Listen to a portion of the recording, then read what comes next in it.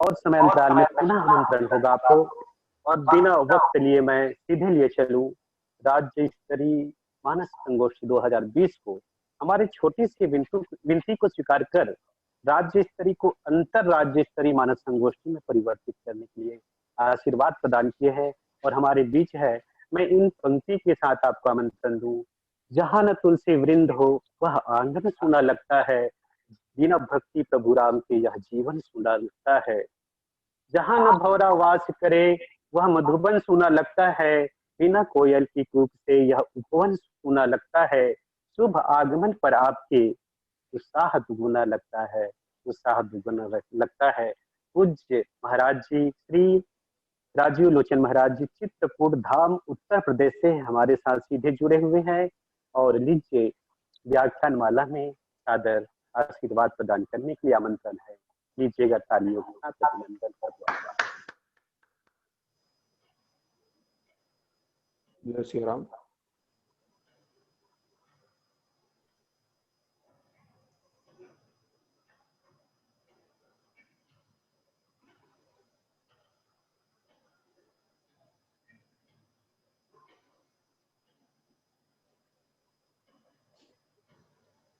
नमः परमहंसास भक्तजन श्री रामचंद्राय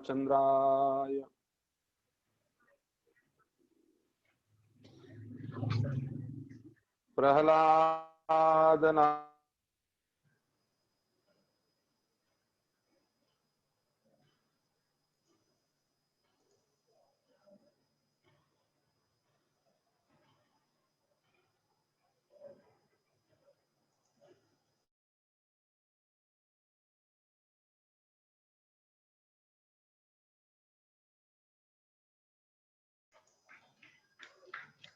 महाराज जी आवाज नहीं आ रही। नारद पराशर पुंडरीक भीष्मदाल्भ्याम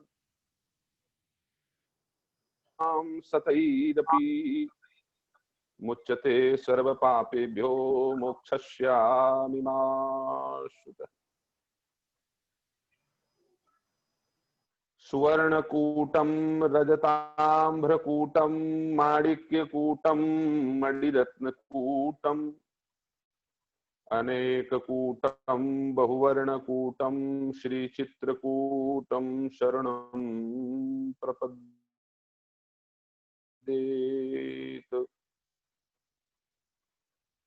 तुलसी आसन सार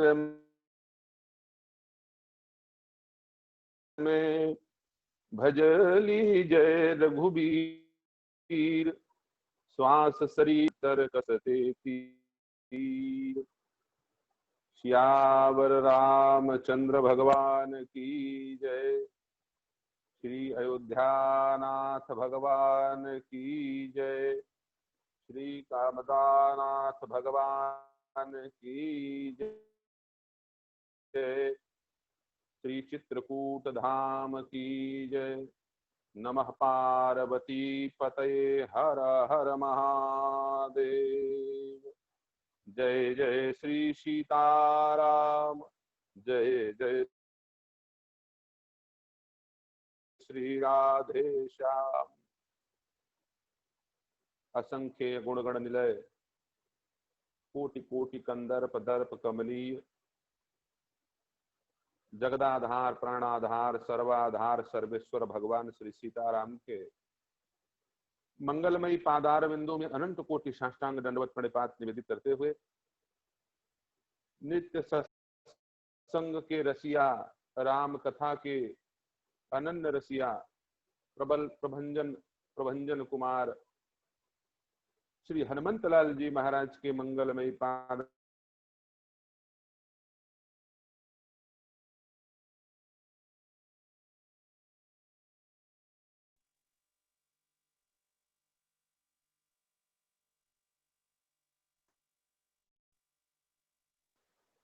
सबको सुलभ हो जाने वाला संग प्राप्त कराने के लिए प्रयास करने वाले समस्त सत्संग मंडली समिति के पदाधिकारीगण, जिनके द्वारा प्रथम सत्संग के लिए आज से 10 दिन पहले हमसे संपर्क किया गया, ऐसे श्री संतोष साहू जी,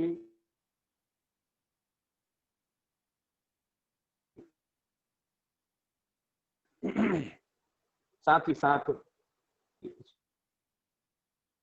सत्संग के लिए आहूत करने वाले हमारे श्री गुहा जी, और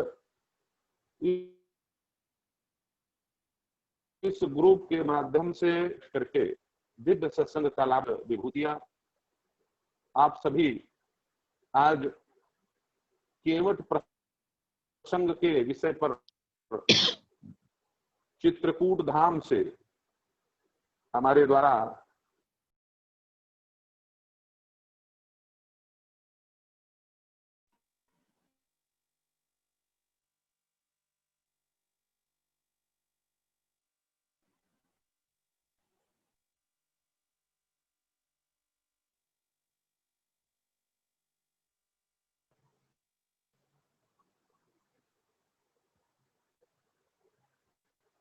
आप लोगों तक आवाज सही ढंग से पहुंच रही है ना गुरु जी?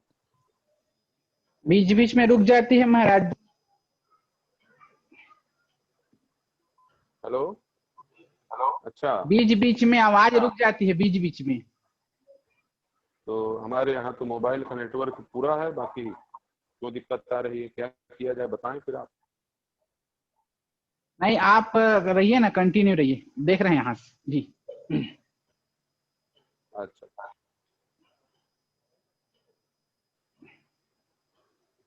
बोलिए श्यावर रामचंद्र भगवान की जय। राम दिव्य चरित्रों का वर्णन गोस्वामी तुलसीदास जी ने बड़े ही मार्मिक गुणार्थ, तत्वार्थ और भावार्थ तीनों अर्थों को संयुक्त करके मार्मिक चित्रण इसका किया हुआ है रामचरितमानस, जिसका अनेक संत अपने अपने ढंग से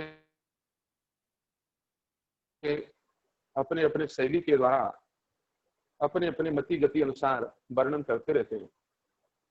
इसी रामचरितमानस में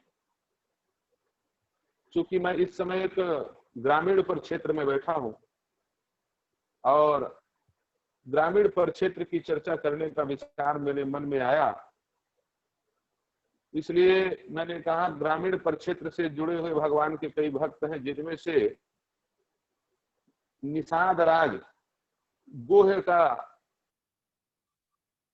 नाम सर्वोपरि, इसलिए मैंने कहा कि भाई हम केवट के प्रसंग पर चर्चा करेंगे। आप राम जी के वन यात्रा को देखिए, राम जी ने 2 बार वन यात्रा की है।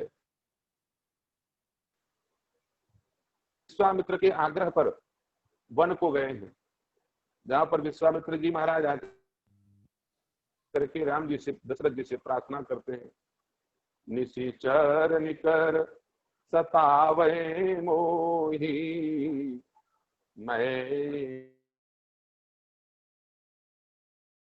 जायो नृपतोहि अनुज समेत देहु रघुनाथा निशिचर बध में हो बसनाथा। ये वन यात्रा, पहली वन यात्रा।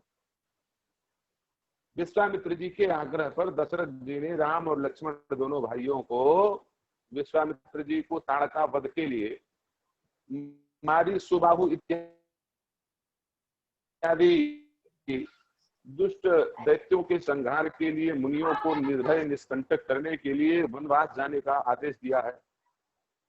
ये पहला वनवास राम जी। इसके पश्चात दूसरा वनवास राम जी का हो रहा है। माता कैकेयी जी की चर्चा शायद आप लोग मेरे पहले सुन रहे थे, मैं उस समय ऑनलाइन नहीं हुआ था। माता कैकेयी ने भगवान की प्रेरणा से अध्यात्म इत्यादि रामायणों में जो गुप्त रहस्य छिपे हुए हैं, गुप्त रामायण, अध्यात्म रामायण इत्यादि रामायणों के उद्धरण के अनुसार भगवान श्री राम से मंत्रणा करके ही राम जी को वनवास के लिए प्रेरित करते हैं। हो तो प्रांत मुनिवेश धर जो राम बन जाए, मोर मरण राउर अजस नृप समझिए मन माए। राम जी वनवास गए,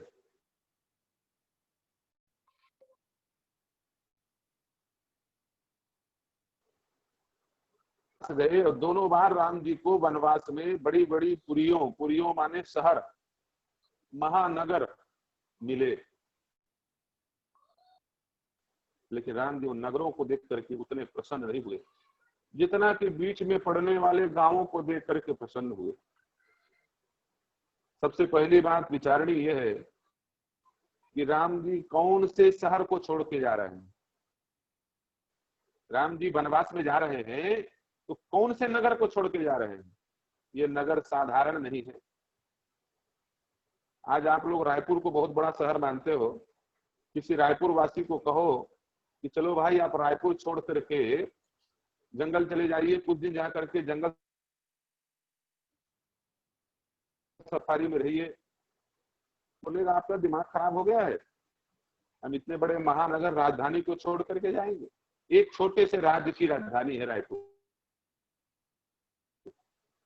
और राम जी कौन से शहर को छोड़ के जा रहे हैं। ये शहर किसी राज्य की राजधानी नहीं है, ये शहर केवल भारत देश की राजधानी, पाकिस्तान बांग्लादेश संयुक्त भारत की राजधानी नहीं है। ये अयोध्या केवल अखंड भारत की राजधानी नहीं है। ये भारत केवल पृथ्वी की राजधानी नहीं है। ये अयोध्या संपूर्ण त्रैलोक्य की राजधानी, स्वर्ग इत्यादि सब उपनिवेश हैं अयोध्या के। दशरथ जी अयोध्या से बैठकर तीनों लोक का शासन करते हैं। रामचरितमानस में प्रमाण दिया गया है।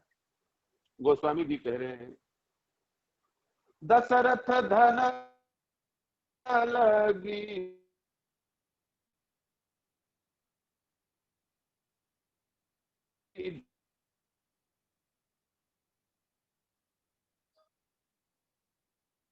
राजसूत आगे हुई जय सुरपति ले सिंहासन दे। जिनको देवराज इंद्र भी खड़े होकर के आधा सिंहासन अपना दे देते थे कि आप इसमें विराजिए। बताओ भाई, कोई अपने राजपाट का आधा हिस्सा दे सकता है क्या? आज भी राजनीति में ये सूत्र है, राजपाट में राजनीति का, राज सिंहासन का आधा हिस्सा उसी को दिया जाता है जिसके गठबंधन से सरकार बनी हो। इससे ये सिद्ध होता है कि स्वर्ग में इंद्र का जो सिंहासन है, इंद्र की जो सरकार बनती है, वो अयोध्यापति महाराज दशरथ के गठबंधन से बनती है। दशरथ जी के समर्थन के कारण ही वो सरकार बन पाती। तो सोचो, ये स्वर्ग क्या है? ये स्वर्ग अयोध्यापुरी का उपनिवेश है। रामचरितमानस में गोस्वामी जी कहते हैं कि अयोध्यापुरी सातों द्वीप, सप्तद्वीपवती पृथ्वी की राजधानी है। सप्तद्वीप सागर में खला एक भूप रघुपति कौशला। कौशलाधीश भगवान श्री राम सप्तद्वीपवती पृथ्वी के राजा हैं। सप्तद्वीपवती नहीं, ये अयोध्या त्रैलोक्य की राजधानी। ये कितनी दिव्य होगी ये नगरी। अयोध्या, अवध्या, अयोध्या का शब्द ही अर्थ ही है अवध्या, जिसका कभी अपहरण न किया जा सके, जहां पर जिसके राजा का कभी वध न किया जा सके, जो अजय हो, जीता ना जा सके, उस नगरी को अयोध्या कहते हैं। यहाँ धन की कमी नहीं, यहाँ सोने की कमी नहीं, यहाँ पर सुव्यवस्था की कमी नहीं। अरे सोना तो इतना है कि अयोध्या के धन से कुबेर का खजाना, मान लो अयोध्या की नगरी, अयोध्या का खजाना रिजर्व बैंक है और कुबेर का खजाना भारतीय स्टेट बैंक है। इस प्रकार से समझिए, जैसे रिजर्व बैंक के माध्यम से सारे बैंकों को धन मिलता है, ठीक उसी प्रकार ये अयोध्या का कोष है। अयोध्या की वैभव विलासता कहीं नहीं जा सकती। इतना दिव्य ये शहर, इतने बड़े शहर को राम जी छोड़ के जा रहे हैं।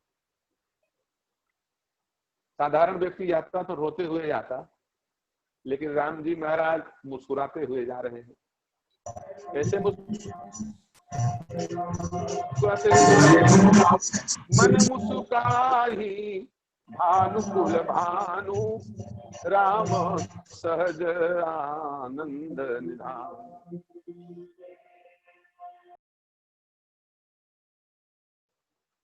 राम जी, किसी ने पूछा, राम जी आप मन ही मन मुस्कुरा रहे हैं, इसका कारण क्या है? भगवान ने कहा, भैया देखो, जो बुद्धिमान होते हैं, जो योग्य होते हैं, उन लोगों की मुस्कुराने की विधि अलग होती है, और जो मूर्ख होते हैं उनके मुस्कुराने की विधि अलग होती है।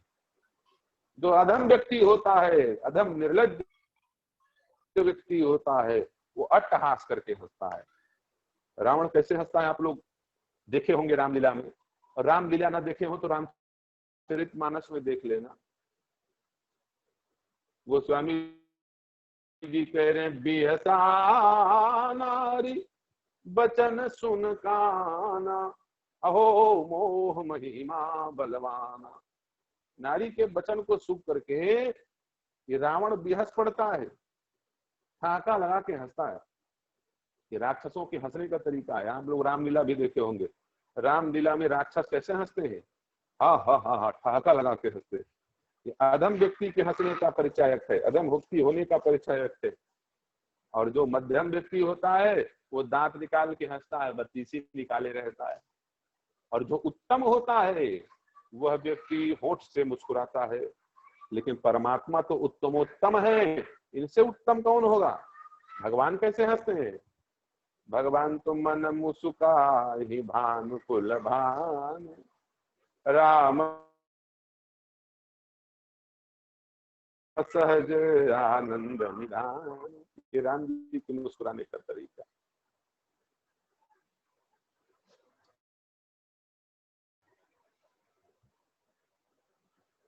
जय सिया राम।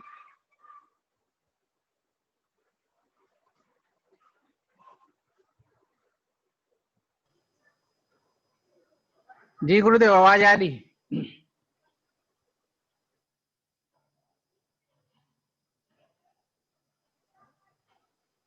राम जी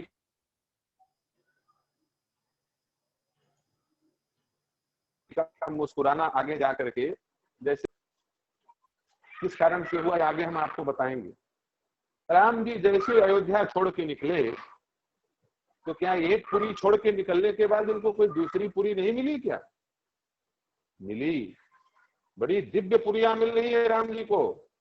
सबसे पहले राम जी को जो पुरी मिल रही है, वनवास के बाद यदि कोई शहर मिला है तो उस पुरी का नाम है किष्किंधापुरी। वानर राज सुग्रीव, वानर राज बाली की राजधानी, ये बाली की राजधानी है भाई, रावण की राजधानी नहीं है। रावण की राजधानी से कोटि गुणा अधिक वैभवशाली पुरी है बाली की राजधानी। क्यों? रावण तो छोटा मोटा पहलवान है, बाली के समान बलवान इस पृथ्वी पर, धरातल पर कोई दूसरा व्यक्ति आज तक मिला नहीं। इतना बड़ा बलवान शासक, सूर्योदय द्वीप, सातों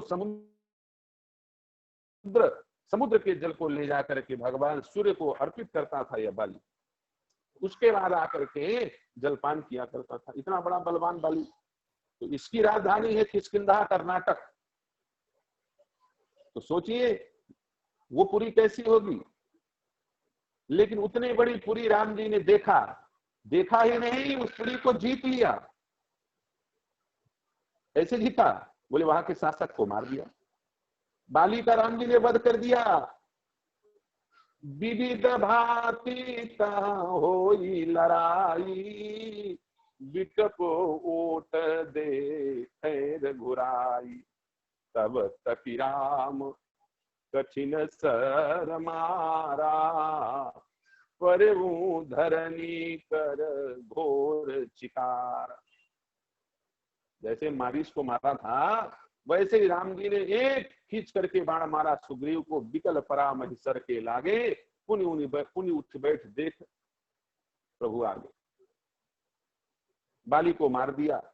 मारने के बाद राम जी स्वयं राजा बन गए, लेकिन राम जी ने अपने आप को राज्य सिंहासन पर विराजित नहीं किया।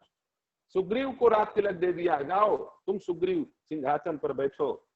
तो भाई कोई दूसरा होता तो हमारे गठबंधन से सरकार बना है, हमारे द्वारा कोई प्रधानमंत्री मुख्यमंत्री शपथ ले रहा है हमारे समर्थन से, तो हमारा सम्मान विशेष होना चाहिए, हमको सबसे आगे कुर्सी पर बिठाया जाना चाहिए, आमंत्रण आना चाहिए शपथ ग्रहण समारोह का। लेकिन राम जी को खूब आमंत्रण किया सुग्रीव ने, बार बार निवेदन किया, हे नाथ आप एक बार चलिए किष्किंधापुरी को धन्य कीजिए।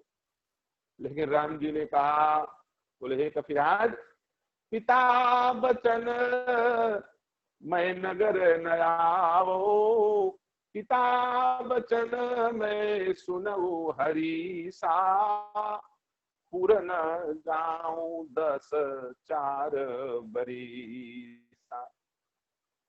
10-4 बरिसा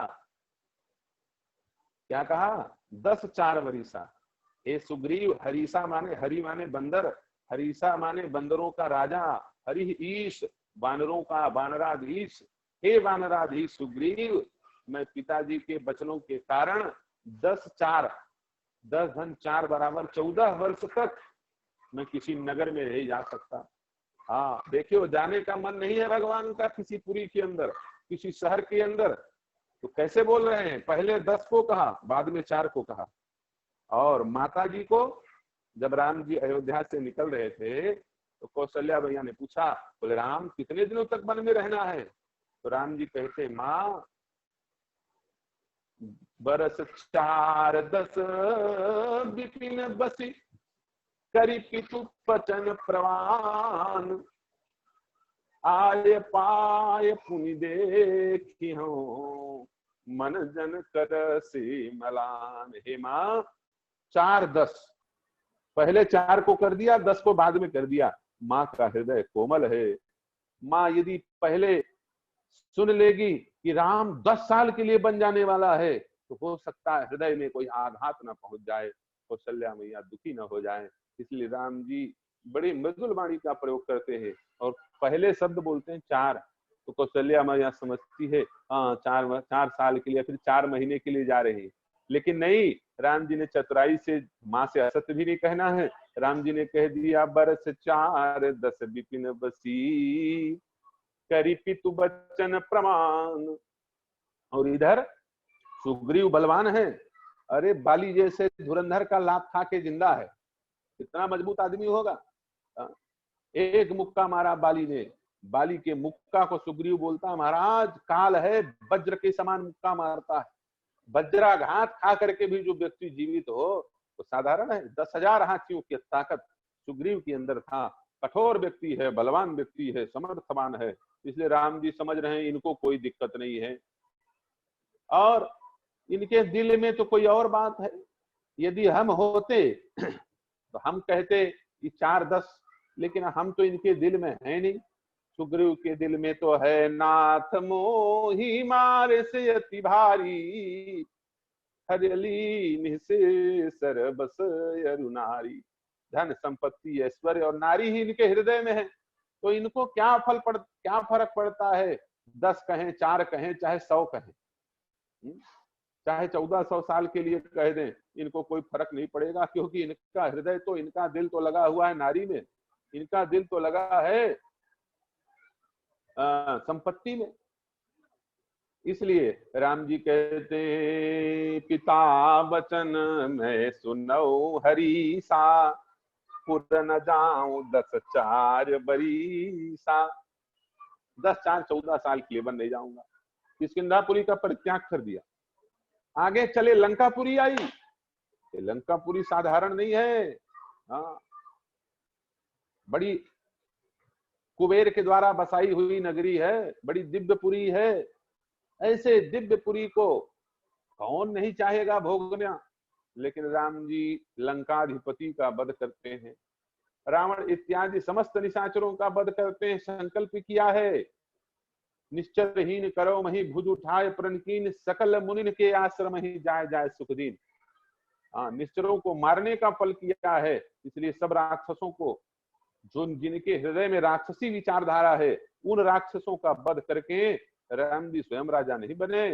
राम जी ने विभीषण को लंकाधिपति बना दिया। राम जी विभीषण को लंकाधिपति बनाना चाह रहे हैं, विभीषण चरणों में गिर गए।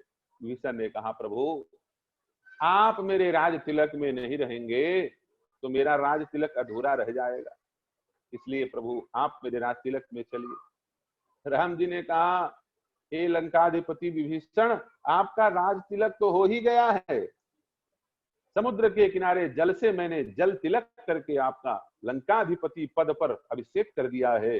अब तो केवल आपको सिंहासन पर बैठना है, मेरे जाने की कोई आवश्यकता नहीं है। विभीषण ने कहा, महाराज जी फिर भी कुछ न कुछ तो औपचारिकताएं करनी पड़ेगी, आपकी उपस्थिति अनिवार्य है।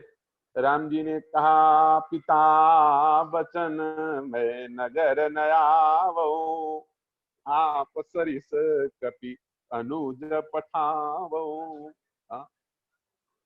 शहर जाने की इच्छा नहीं हो रही है राम जी की, फिर बात आ गई, पिता बचन मैं नगर न आवो। सुग्रीव को तो 14 साल बताया, कौशल्या मैया को 4-10 बताया, सुग्रीव को 10-4 बताया, लेकिन विभीषण के सामने टाइम को ही खत्म कर दिया। बोल रहे हैं, पिता बचन मैं नगर न आवो, पिताजी का आदेश है कि मैं नगर नहीं जाऊंगा। और सत्य बताइए, पिताजी का वचन था 14 वर्ष तक वनवासी होकर के घूमना है, उसके बाद तो अयोध्या लौटना है, नगर में प्रवेश हो सकता है। और राम जी जिस दिन रावण को मारते हैं, विभीषण का जिस दिन राज्याभिषेक होता है, उस दिन भगवान के वनवास का 14 वर्ष समाप्त हो चुका है। राम जी विधि अनुसार लंका के सिंहासन पर विभीषण को बिठा सकते हैं, लंका नगरी में प्रवेश कर सकते हैं, क्योंकि गोस्वामी जी लिख रहे हैं इसके बाद की ही घटना है। राम जी रो रहे हैं, बीते अवसर जाम जो तो जियत न पावो वीर। अवध समाप्त हो चुकी है, भरत ने कहा है 14 वर्ष समाप्त होने के बाद प्राण त्याग देगा, इसलिए हे हनुमान अब क्या होगा, मेरे भाई के बिना मेरा जीवन अधूरा है। इसका अर्थ है कि राम जी के वनवास की अवधि समाप्त हो चुकी है, फिर भी राम जी किसी और पुरी में जाना पसंद नहीं कर रहे हैं।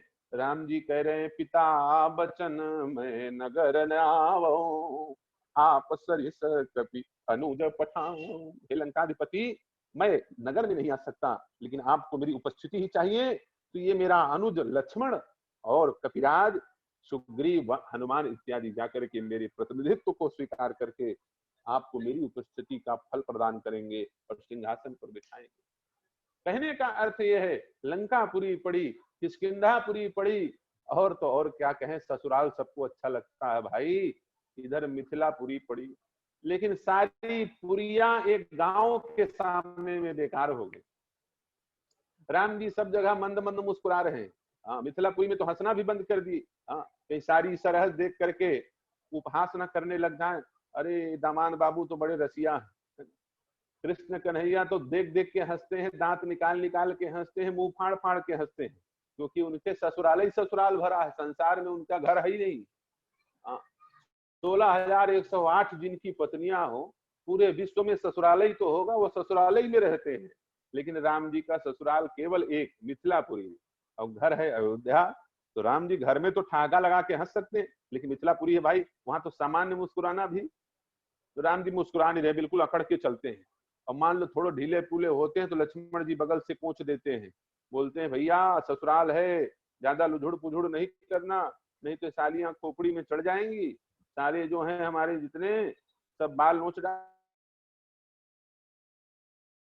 राम जी मिथिलापुरी में ठहाका लगा के नहीं हंसे, राम जी लंकापुरी में प्रसन्न नहीं हुए, राम जी किष्किंधापुरी में प्रसन्न नहीं हुए, राम जी प्रसन्न हुए भारत के बड़े बड़े महानगरों में नहीं, राम जी बड़े बड़े स्मार्ट सिटियों में प्रसन्न नहीं हुए, राम जी बड़े बड़े महानगरों राजधानियों में प्रसन्न नहीं हुए, राम जी तो एक छोटे से गांव में प्रसन्न हो जाते हैं। ये गांव कौन सा है? ये गांव है श्रृंगवेरपुर।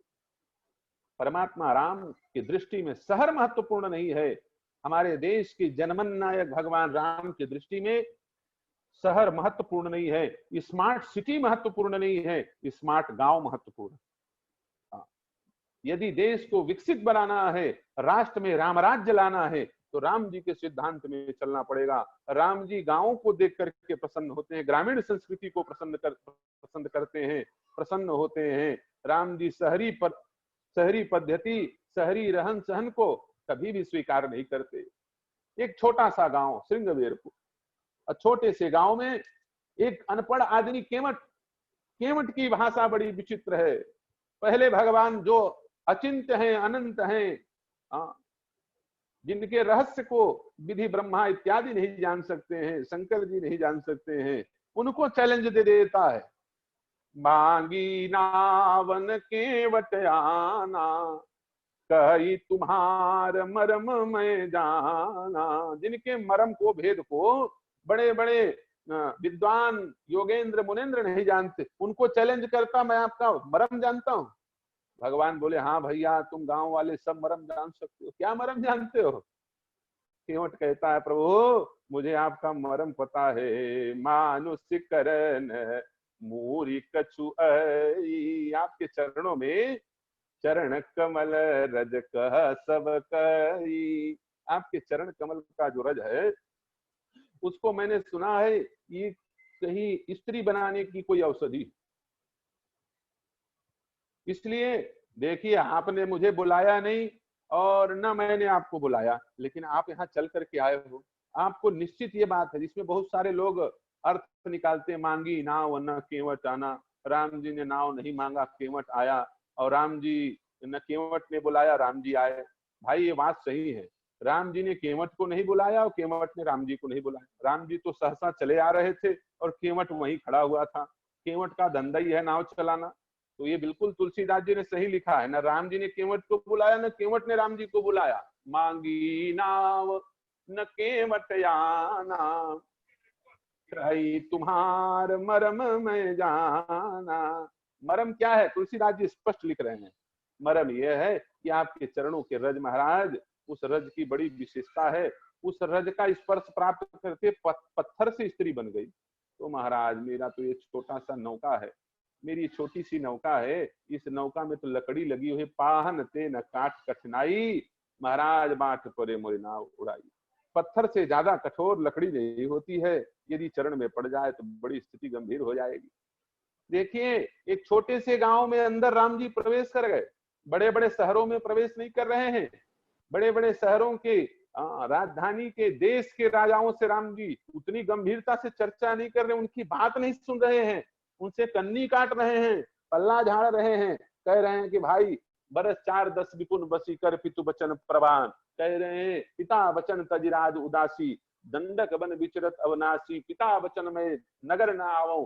हाँ माने मैं नहीं आता, अरे हो गया ठीक है, चलो चलो चलो। मानो पन्नी पाट रहे हैं भगवान इन लोगों से, सुग्रीव विभीषण से, लेकिन केवट के पास खड़े होकर के घंटों चर्चा कर रहे हैं। और तो और जब केवट के इस प्रकार के विचित्र घूमे फिरे शब्दों को सुना राम जी ने, तो राम जी मुस्कुरा पड़े। कैसे मुस्कुराए? उत्तम व्यक्ति के जैसे नहीं, भूल गए कि मैं ब्रह्म हूं। गोस्वामी जी कहते हैं राम जी मुस्कुरा रहे हैं। सुन के वट के बैन प्रेम लपेटे अटपटे, बिहसे करुणाए चितई जान की लखन तन। सुन के वट के बैन प्रेम लपेटे अटपटे, बिहसे करुणाएन चितई जान की लखन तन। केवट का वचन सुनते ही राम जी बिहस पड़े, जैसे लंकाधिपति बिहसता है, जैसे बाली बिहसता है। अट्टहास करके राम जी हंसे। राम जी, ब्रह्म भी अपनी मर्यादा भूल जाता है, ब्रह्मत्व को भूल जाता है। ये भारत की ग्रामीण संस्कृति है, यह भारत का गांव है, और यह भारत के गांव के लोग भोले भाले हैं। गांव में भैया एक बात सुनो, गांव में कच्चे मकान होते हैं, गांव में छप्पड़ का घर होता है, शहर में बड़े बड़े मकान होते हैं, पत्थर के मकान होते हैं, सब जगह पत्थर लगा रहता है। एक व्यक्ति ने मुझसे पूछा, महाराज गांव और शहर में क्या अंतर? मैंने कहा शहर के मकान में घर के दीवार में पत्थर, घर के जमीन में पत्थर, रसोई में पत्थर, शौचालय में पत्थर, पूजा के कमरे में पत्थर, चारों तरफ पत्थर ही पत्थर है। और घर से बाहर निकल जाओ तो रोड में पत्थर। इन पत्थरों को देख देख करके व्यक्ति का हृदय पत्थर के समान हो गया है। और गांव में, बोले गांव के घर में पत्थर, गांव के घर में मिट्टी, गांव के आंगन में मिट्टी, रसोई में मिट्टी और खेत में मिट्टी, चारों तरफ मिट्टी ही मिट्टी। इसलिए गांव के लोगों को माटी पुत्र कहा जाता है। राम जी पत्थर पुत्रों को देख करके प्रसन्न नहीं होते, राम जी तो माटी पुत्रों को देख करके प्रसन्न होते हैं। केवट भारत की माटी का पुत्र है, केवट भारत के गांव का व्यक्ति है। ग्रामीण संस्कृति और ग्रामीण व्यक्ति ही राम राज्य के लाने में सबसे बड़े सहायक होते हैं। इसलिए राम जी ने केवट को जैसा सौभाग्य प्रदान किया है, वैसा सौभाग्य और किसी को प्राप्त नहीं हुआ है। ग्रामीण विकास के द्वारा ही भारत में राम राज्य आएगा। स्मार्ट इंडिया, स्मार्ट सिटी बनाने का बड़ा सुंदर लक्ष्य रखा गया है, लेकिन राम राज्य लाने का ये तरीका नहीं है। इसके साथ साथ स्मार्ट गांव, स्मार्ट गांव माने गांव परिवार, गांव के साथ में एक शब्द लगा रहता है गांव घर। गांव में अपनत्व होता है। सारे राष्ट्र में जिस प्रकार गांव में, घर में, परिवार में अपनत्व होता है, उसी प्रकार पूरे राष्ट्र में अपनत्व की स्थापना, सामंजस्य, सामनस्य और एकमत्व की स्थापना ही राम राज्य है। इस दृष्टि से लेकर के, इस दृष्टिकोण को लेकर के भगवान राम के समान जो शासन चलाए, उसी के द्वारा राम राज्य आएगा। इसलिए केवट प्रसंग से हमको ग्रामीण परिप्रेक्ष्य का सुंदर दर्शन हो रहा है। और गांव में छोटा सा घर, कुछ ज्यादा विशेषता नहीं। एक छोटी सी कविता मैंने पहले लिखी थी, गांव के छोटे से घर से भक्ति का रस रसता है, जिसे देखकर अविनाशी सच्चिदानंद भी हंसता है। मुझको तो लगता है भारत गांवों में ही बसता है, मुझको तो लगता है भारत गांवों में ही बसता है। बोलिए सियावर रामचंद्र की जय। अपने वाणी को मैं यहीं पर विश्रामित कर रहा हूं। अब आगे के संचालन के लिए हमारे जो संचालक हैं वो व्यवस्था संभाले। बोलिए सियावर रामचंद्र भगवान की जय। बहुत बहुत अभिवादन स्वीकार करिएगा महाराज जी। आज दिवस आपका सानिध्य मिला और आपके जैसे और प्रखर संतों को, जो राष्ट्रीय संत है, उनको भी आमंत्रण के लिए बात हो रही है। और ये सौभाग्य मानते हैं कि हमारी छोटी सी विनती को आप स्वीकार कर हमारे इस कार्यक्रम में सहभागी बने, बल्कि आशीर्वाद दिए और गांव के परिवेश से जोड़ते हुए राम को, आखिर में राम जी तो राम स्थापना, राम राज्य की स्थापना में छोटे छोटे से लेकर बड़े सबको स्वीकार किए हैं। ऐसे बातों को बहुत सुंदर से कहे। आपको इतने ही कहें, धन्यवाद दे और अभिवादन अभिनंदन पत्र स्क्रीन में लाने के लिए मैं निवेदन करूं श्री दीपक गुहा जी को। इसको भी आप स्वीकार करिएगा। आप जैसे संतों को हम क्या दे सकते हैं, बल्कि आपसे हम मांगते हैं आशीर्वाद, आशीर्वाद प्रदान करेंगे। और लीजिए ये अभिनंदन पत्र आपको अर्पित है, स्वीकार करिएगा। निसंदेह राम कहाँ मिलते हैं? राम नहीं मिलते ईंटों में गारा में, राम मिले निर्धन की अश्रुधारा में। राम मिले है वचन निभाती आयु को, राम मिले है घायल पड़े जटायु को। राम मिलेंगे अंगद वाले पांव में, राम मिले है पंचवटी के छांव में। राम मिलेंगे मर्यादा से जीने में, राम मिलेंगे बजरंगी के सीने में। राम मिले है वचनबद्ध वनवासों में, राम मिले है केवट के विश्वासों में। राम मिले है केवट के विश्वासों में। ये राम वही मिलते हैं जिसको राम को बुलाते हैं। जो ये अभिनंदन पत्र महाराज जी को सादर अर्पित है। और व्यस्ततम दिनचर्या में भी आरडी सर जी जी एक बार कर दीजिए। बहुत अच्छा, स्वीकार है आपका। रीडिंग करिए आरडी सर जी। जी, राज्य स्तरीय ऑनलाइन संगोष्ठी 2020 मानव दर्शन जीवन अर्पण अभिनंदन पत्र परम पूज्य संत श्री राजीव लोचन महाराज जी, चित्रकूट धाम। आपने हमारा आमंत्रण स्वीकार किया व अपना अमूल्य समय आशीष प्रदान करने के लिए हमारे आयोजन को धन्य किया। आपके पावन उपस्थिति में हम प्रफुल्लित हुए। ऐसे संत परवर आपको कोटिशः नमन करते हैं, सादर स्वीकार करिएगा दीपक गुहा जी। और मेरी तरफ से साथ में हमारे मानव दर्शन जीवन अर्पण परिवार की ओर से भी अभिवादन स्वीकार करिएगा, लीजिए। और एक सूचना के साथ, मानस विभूति के क्रम में हमारे बीच परम श्रद्धेय श्री गणेश राम राजपूत जी भी जुड़े हुए हैं। मैं उनको आमंत्रण दूं इससे पहले आप सबसे गुजारिश करूं कि हमारा जो कार्यक्रम है 6 बजे तक चलने वाला है, उसकी तैयारी हमारी है। मैं सबसे गुजारिश करूं कि आप सब बने रहेंगे और मैं परम आदरणीय श्री गणेश राम राजपूत जी को आमंत्रण दूं इससे पहले एक भजन के लिए फिर से मैं गुजारिश करूं। धमतरी से श्री वीरेंद्र कुमार साहू जी, कृष्णा संगीत महाविद्यालय के प्राचार्य हमारे साथ जुड़े हुए हैं और मैं गुहा जी से गुजारिश करूं कि सीधे जोड़ेंगे और आपके बीच में लाएंगे भजन के लिए। लीजिएगा गुहा जी। जब तक आप वो परिचय देते रहिए सर, मैं यहाँ से जोड़ रहा हूँ, 1 मिनट। जी जी जी, उनसे कांटेक्ट कर रहे हैं, जोड़ रहे हैं, बात पश्चात सीधे आपके बीच में होंगे। और